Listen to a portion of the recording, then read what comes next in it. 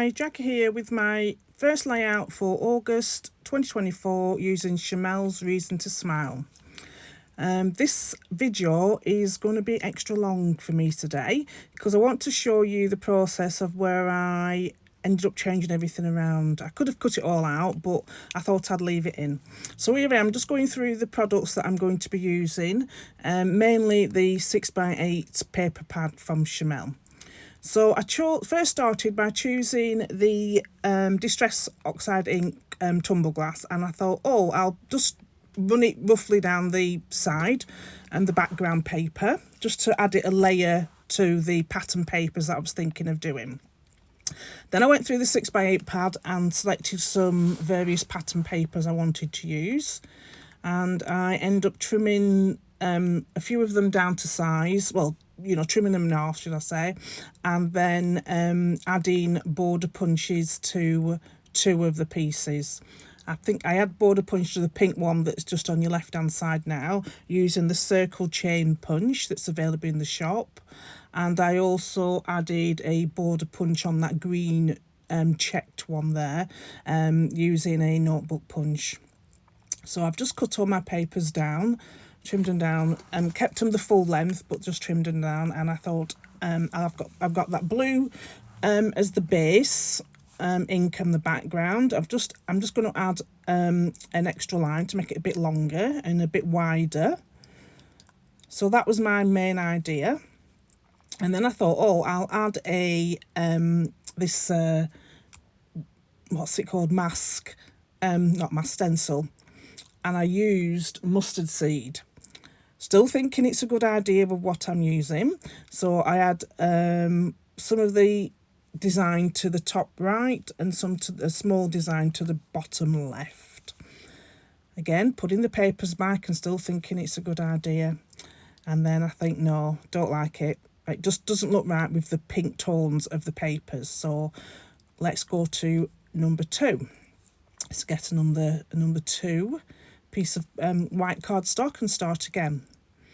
So this is where I just think, all right, I'll just add the yellow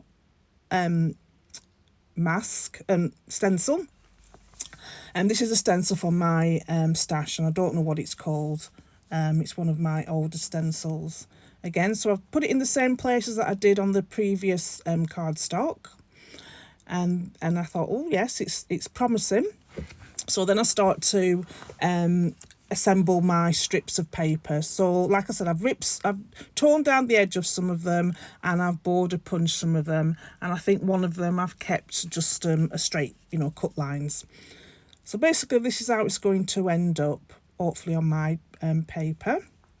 I'm still happy with the pop of yellow on the background, so I decide to use the brushstroke stamp set from my local Magpie and use the Lost Shadow, which is just a pale grey.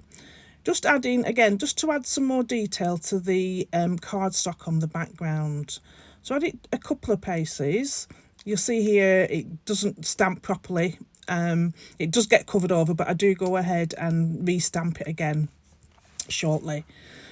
So I'm still thinking, yes, this is fine. I'm liking it how it's turning out. So I've stamped it in there. I've just stamped it again. So I've stamped it in 3 or 4 places on the background, just so that it just peeps behind the strips of pattern paper. So there's where I've used the border punch, the circle chain punch that's available in the shop, and then I've used one of my notebook punches, EK Success notebook punches, to punch the green checked one. So again, I'm thinking, yes, this is fine. I'll add some using the direction stamp set. I'll add some of these long strips of arrows going down the page, and I've decided to use Shabby Shutter. All the time, still thinking, yes, this is a lovely design. I'm getting there. I'm getting some build up of the cardstock without adding extra pattern papers behind my photograph, but by layering all of these different stamp designs, I get an extra build up of layers. So just adding 2 strips there down the bottom, and then again jiggling around to see which order there's going to be in. So I decided to stick these strips of papers together, just trim the edge off that to just make it a bit shorter.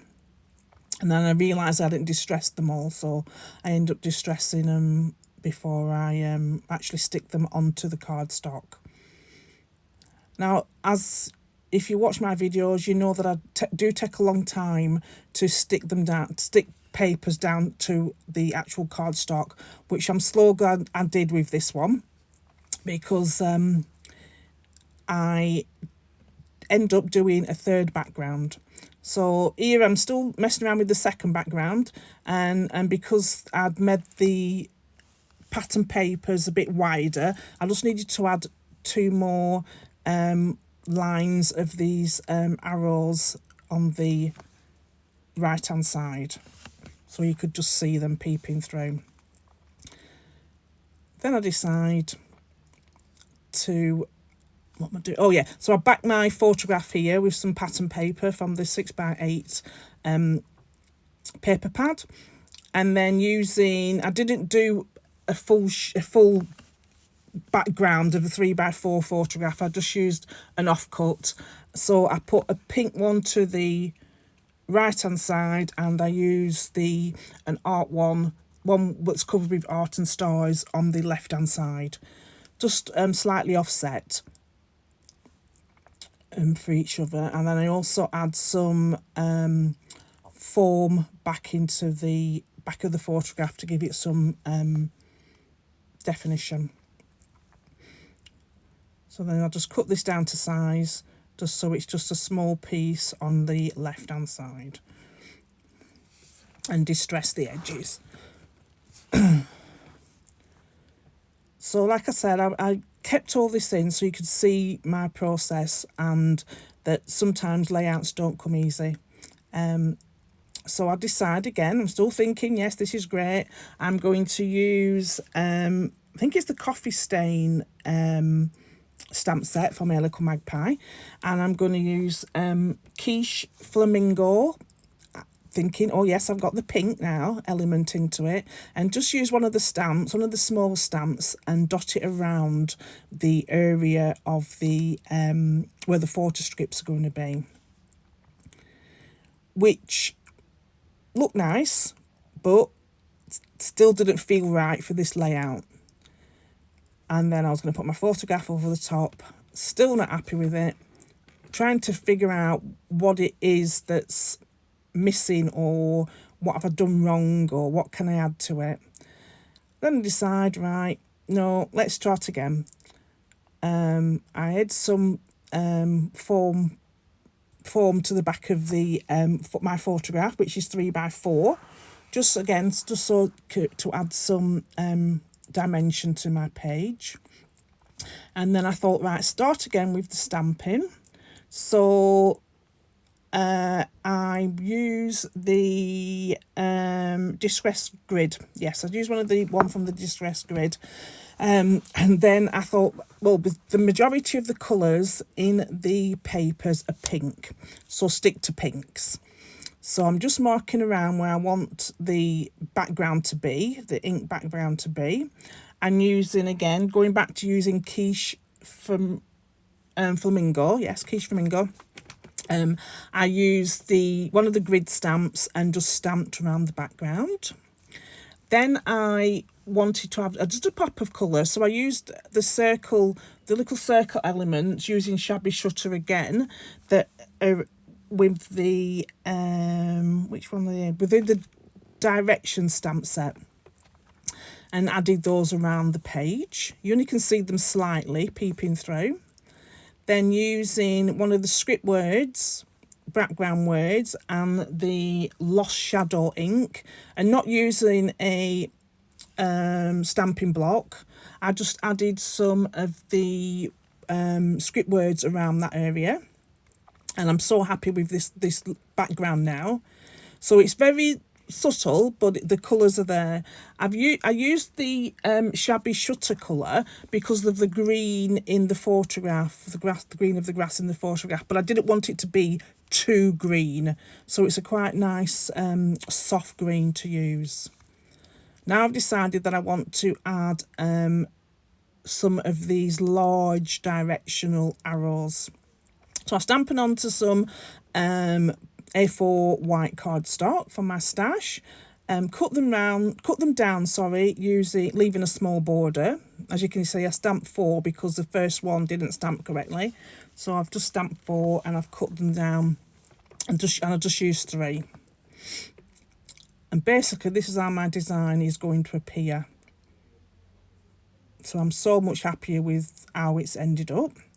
So behind each of these large stamped directional arrows, I've just added some foam pads to the background, to the back. So again, giving those a bit more dimension.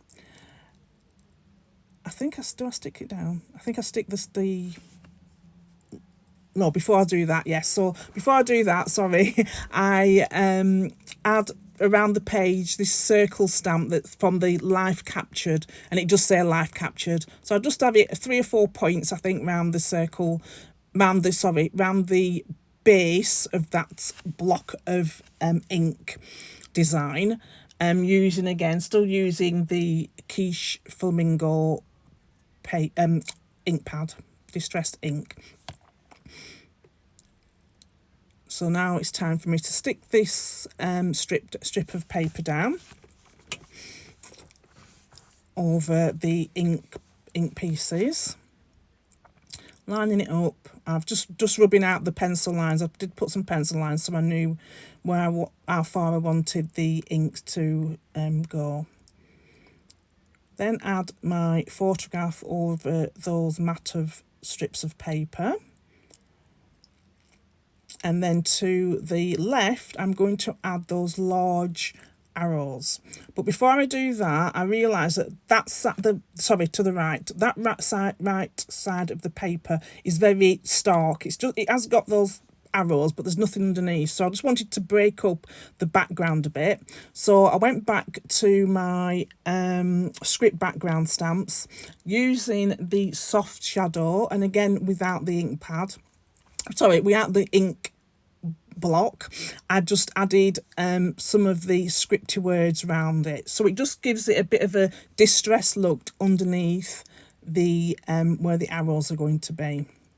And with using the lost shadow, it's not as harsh. It's just a very subtle distressed look to the background. So I'm so happy where that is now. Remove the foam pads and just add them across the page. Now to use my the sticker book pattern, sticker book stickers around the page. I've just, as I do normally, punch out 3 circles and add them to 3 spots around the page, and then just go through the sticker sheets and just see what I can add to each of these areas. So I did cut this label down, but I'd only end up using a small piece of it underneath my photograph just to document the day and where we were.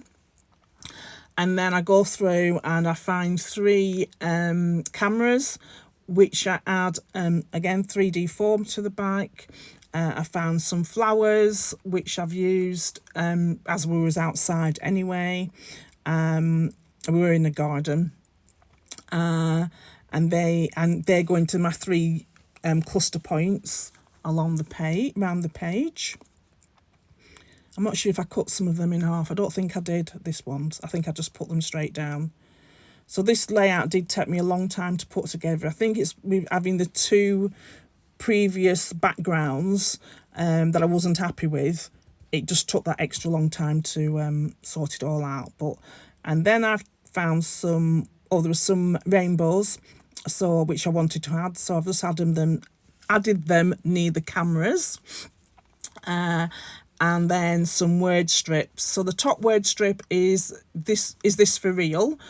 And the bottom 2 says you and me and sunny days.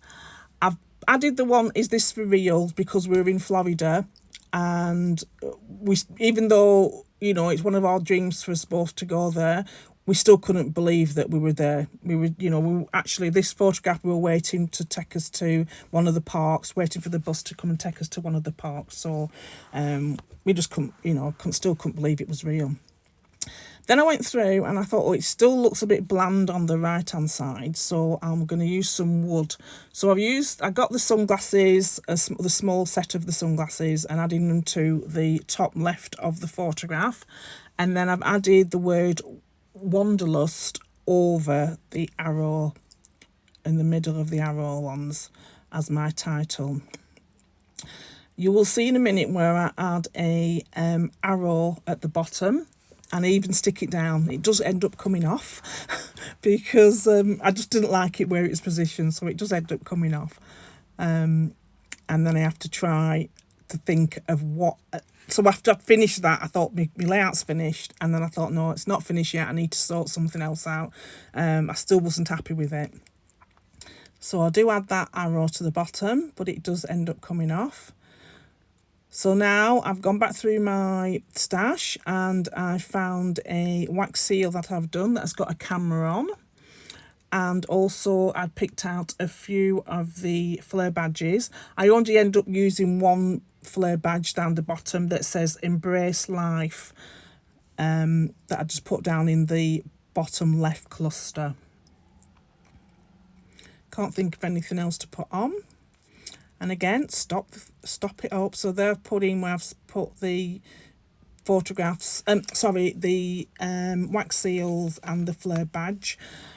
And I also added some enamel dots again from my stash.